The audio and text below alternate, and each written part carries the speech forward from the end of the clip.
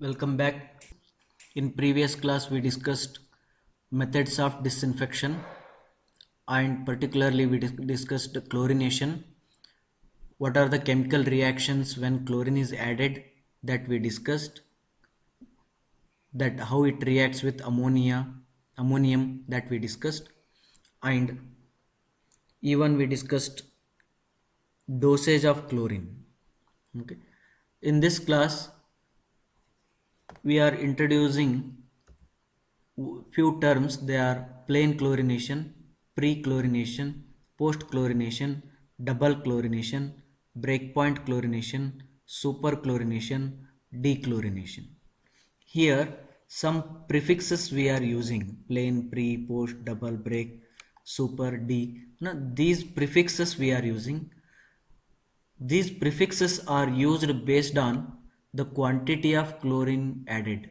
How much quantity you are adding, based on these are decided, and the stages at which chlorine is added, these are decided. Stages means when you are adding chlorine to the water in the treatment plant, whether you are adding before filtration or before sedimentation or after filtration, after coagulation, when you are adding chlorine to the water.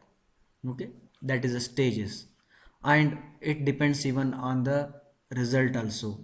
Okay, whether the chlorine is effective or not, how much residual is left, based on that also these prefixes are decided. We will go one by one. First one is the plain chlorination.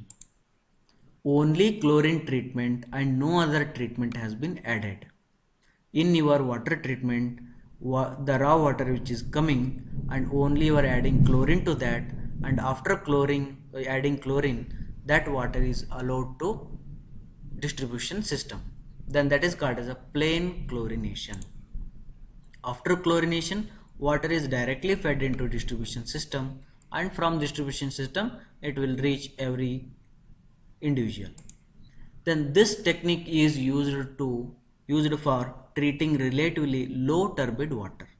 Okay, the water should be very low in terms of turbidity, so that only chlorine is added and it is disinfected and it is supplied. It is used in emergencies when full-fledged treatment cannot be given. For example, military purpose. When they go for that war and in the war situations and all, there you cannot treat water by using all the plants. Then we will go only chlorination, that disinfection by chlorination. That is called as plain chlorination. The quantity may be used for this purpose will be 0.5 mg per liter or more than that. Okay, only small quantity we are using it.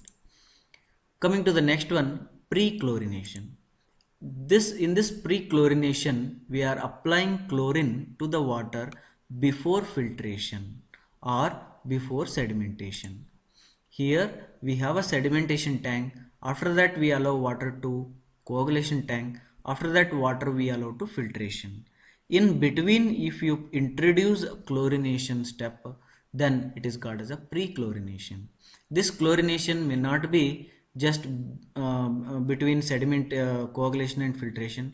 Even it can be before sedimentation also.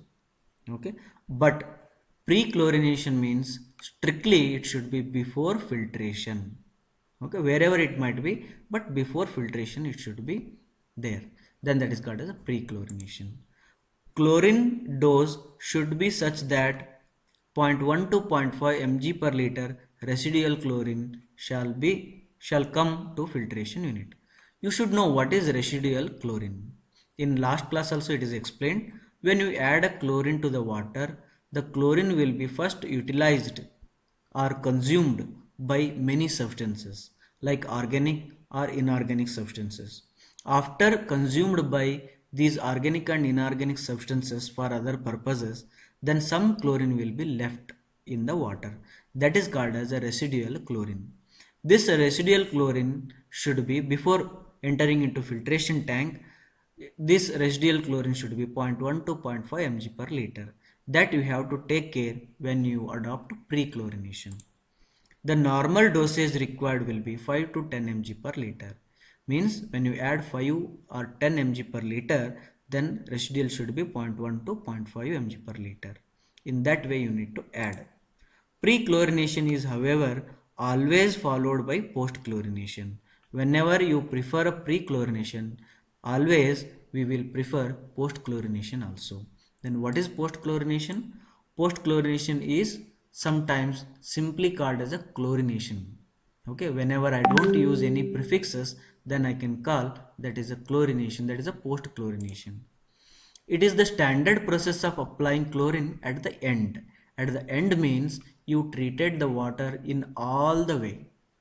Okay, sedimentation, coagulation, filtration, and softening. Like that, you treated it in all the way. Then at the end, before supplying to the distribution system, if you add a chlorine, then that process is called as a post-chlorination. Sedimentation, filtration, some other treatment you do, and after that you apply chlorination, that is a post chlorination. Chlorine dose should be such that 0.1 to 0.2 mg per liter residual chlorine shall enter into the distribution tank. Okay, this is enter, it is not enter. Okay, before entering into distribution tank, you should be taken care that the residual chlorine should be 0.1 to 0.2 mg per liter. The residual chlorine will ensure the disinfection of water if at all any future contamination occurs in distribution system. If any future contamination that takes place inside the distribution system, to kill those bacteria, we should ensure 0.1 to 0.2 mg per liter as residual chlorine. Coming to the double chlorination. Double chlorination means both pre-chlorination and post-chlorination are done in the tank, in the plant. It indicates water is chlorinated twice in the plant, and both pre and post-chlorinations are given. Coming to the breakpoint chlorination. This slide, it is explained in previous lecture also, in previous video also. Here also I give some highlights about this dosage. See, in water we will be having organic and inorganic impurities. Whenever we add a chlorine to the water, first it will react with inorganic compounds like sulfur, iron, manganese, or nitrogen dioxide. First the water will react with the inorganic compound and it converts into chlorides. And again you add a chlorine to the water, then that will react with ammonium. Then again you add a chlorine to the water, then it will react with the organic impurities. Then again if you add a water, that will be remained as a free chlorine. Okay, that is called as a residual chlorine. Understood? Whenever we add a chlorine to the water, it is not used only to kill the bacteria, but chlorine will react with so many other compounds also. But after reacting with so many other compounds, it will left in the water as a free chlorine. Okay, that is called as a residual chlorine. This you should understand before going to the breakpoint chlorination. Now breakpoint chlorination. Again we will, whatever we studied in the previous slide, that I am going to put in the graph. I will consider y-axis as a residual chlorine, x-axis as applied chlorine. Okay. Now I will consider one imaginary line here. This line indicates that clean water. Think that if water doesn't contain any chemical compounds, any bacteria, there is no bacteria at all in the water, and water is very pure. In that case, if you add some chlorine, what happens? Then that chlorine will not react with any compounds, will not be consumed by any compounds. Therefore, this line, that is, this line is drawn at an angle 45 degree with the x-axis. Means what? When we draw a line 45 degree with x-axis, it indicates that x equal to y. Whatever the points are there in the x-axis, they will correspondingly represented in the y-axis by this line. Okay, means if I add 1 mg per liter as applied chlorine, then it will be 1 mg per liter as a residual. Whatever I add, that will be left in the water. This line will be indicated by that. But practically, the water is not chemically pure. It will have some substances, either organic or inorganic, or some bacteria. Therefore, whenever we add a chlorine to that, we don't get this 45-degree line. We will get somewhat deviated line from the 45-degree. That is AB line. This AB line indicates that here you will get some small change, small depression. Here you will see this value. I can say that chlorine is used for oxidizing, either organic or inorganic. But this particularly AB line indicates inorganic, oxidizing for inorganic impurities. Then after oxidizing all inorganic impurities, if I add again some chlorine, then that chlorine will be utilized for organic impurities. When chlorine reacts with organic impurities, that chlorine converts into some other form. Therefore, residual chlorine will fall down, rapidly falls down. Then, after oxidizing all organic impurities, if I add again some chlorine, that chlorine will be left as a residual. Then again this line will be parallel to this, means what?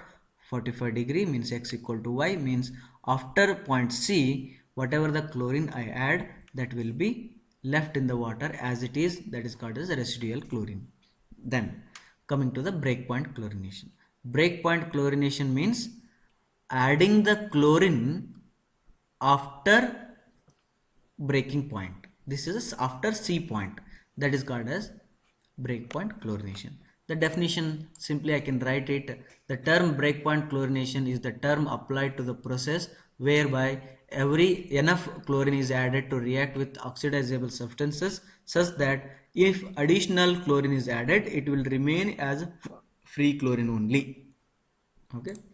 The main reason for adding enough chlorine to obtain a free chlorine residual is that effective disinfection can usually be assured. Okay. Why we need to add more chlorine than that C point? Because to prevent future contamination. Okay, we need to add more chlorine. Now a few points I have listed here. The chlorine added continues to react with ammonia to form chloramines between A and B. In the graph A and B you have seen there ammonia is there, inorganic impurity that will react with that, and between point B and breakpoint C, some chloramines will converted into nitrogen trichloride. The remaining chloramine will oxidize to nitrogen oxide and nitrogen, and the chlorine will be reduced to the chloride ion. That will be reduced to chloride ion. Therefore you will see there will be abrupt decrease in the residual chlorine from point B to C. With continued addition of chlorine, most of the chloramines will be oxidized at the breakpoint. Most of the, not all will be oxidized and will result in directly proportional increase in free available chlorine. Okay, means after oxidizing all chlorine, all impurities, whatever you add, that will be proportional to your residual. Superchlorination. Next term is superchlorination. It indicates excess chlorine added beyond required. Okay, you are adding chlorine to the water more than the required one. That is called as superchlorination. Why? Again, to maintain future contamination. Highly polluted waters or during epidemic of waterborne diseases, there we will prefer superchlorination. We will add more than the required. Sometimes you will see some municipal water, you will see some chlorinated smell, bleaching powder smell you will get in water, municipal water. Why? That is because of superchlorination. They have added more water. Might be they will be having some news that some waterborne diseases are increasing in a particular area. Then in that treatment plant they will add more amount of water so that future contamination is also prevented. Okay, then dechlorination is what? When you think that the chlorine is added more than the required, and some suggestions is that you need to remove because it will cause some bad taste, bad odor, you know, some even some diseases also, some because of chlorine some diseases also may come, that is a cancer and all. Okay, therefore you want to remove some chlorine, some amount of chlorine or all chlorine added, then you need to go this process, that is a dechlorination. This is a process of removing chlorine from the water. This is required when superchlorination is done. The process is done by adding certain chemicals to the water. We add some chemicals to the water or simply aerate the water. Okay, you make some fountains so that the water will be exposed to the air, and it will oxidize with the air, and dechlorination is done. Then the chemicals used for dechlorinations, they are sulfur dioxide, activated carbon, sodium thiosulfate, sodium metabisulfate, sodium sulfite, sodium bisulfite. Now we will solve two problems on chlorination. It is required to supply water to a population 20,000 at a per capita demand of 150 LPCD. The disinfectant used for chlorination is bleaching powder, which contains 30% of available chlorine. Determine how much bleaching powder is required annually at waterworks if 0.3 ppm chlorine dose is required for disinfection. Okay. Now the given data is population is given, water demand is given, percentage chlorine present in bleaching powder is given, chlorine dose is given. The total quantity of water in the plant is how much? How much it become? Population per person consumes 150 liters of water. 20,000 people are there. Therefore, total water in the plant is 3 into 10 raised to 6 liter per day. That we can call 3 MLD, 3 million liter per day. The dose is 0.3 mg per liter. Per liter we are adding 0.3 milligram. For these many liters, how many milligram? Okay, that is 0.3 into 3, that is 0.9 into 10 raised to 6 milligram per day. That we convert it into kg per day. That is 0.9 kg per day. This is per day. Then per year you need to multiply 365. Then you will get a 365. This is chlorine required. 328.5 kg chlorine required per year. But we don't have a chlorine. We have a bleaching powder. In that bleaching powder only 30% chlorine is there. Therefore, you just recall the Mysore pak and sugar example. The same way, divided by 0.3 we will get 1095 kg bleaching powder we require per year. That is 1.095 ton per year. Okay. The second problem is chlorine usage in treatment of 20,000 cubic meter per day is 8 kg per day. The residual after 10-minute contact is 0.2 mg per liter. Calculate dosage in mg per liter and chlorine demand of the water. Same previous problem, in reverse way we need to go. Per day they said that 8 kg they are using it. Okay, we want in mg per liter. Water treatment per day is how much? 20,000 cubic meter. Means 20,000 into 1000 liters. We converted into liter. That becomes 20 into 10 raised to 6. That is 20 million liter per day. 20 MLD. Chlorine consumed per day. Per day 8 kg chlorine it is consumed. Then chlorine consumed per liter per day. If 8 kg is added to the water and water has a total 20,000 million liters, then per liter how much chlorine is added? Just 20 kg divided by 20 MLD, unit conversions you do, then you will get 0.4 mg per liter. Then the given chlorine dosage is 0.4 mg per liter. Means how much you are adding? You are adding 0.4 mg per liter. But residual is confirmed that from the given statement residual is 0.2 mg per liter. Means out of this 0.4 mg per liter, 0.2 is consumed in the water, and 0.2 is residual left in the water. Therefore, actual chlorine demand or actual chlorine required was 0.4 minus 0.2 mg per liter. Okay.